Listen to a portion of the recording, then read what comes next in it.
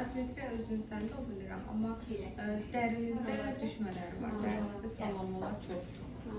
Amma 37 yaşınız var, amma heç olmamız 37 yaşa. 37 yaşa görə üzünüz çox yaxşı qalıbdır və ümumiyyətlə genetikanız cavan genetikadır, yəni o yaşı sizə vermək olmaz. Amma bundan da yaxşı ola bilər. Ona görə də mən deyirəm ki, 3 seans gəlinləri də üzünüzü. Birinci o nahmalıqları, bəli, üzünüzdə piylər və sallanmalar çoxdur. Onu əydirib lifting edirik. Ondan sonra digər prosedurlar edirik ki, üst daha təbii, daha gözəl görünsün. Yəni birbaşa dolgularla işləməyək ki, daha sizi yaşınızı cavan göstərmək üçün, daha fresh görüntü yaratmaq üçün bu yolu məsləhət görərdim. Çünki dolgularla kələ-kötür olur da.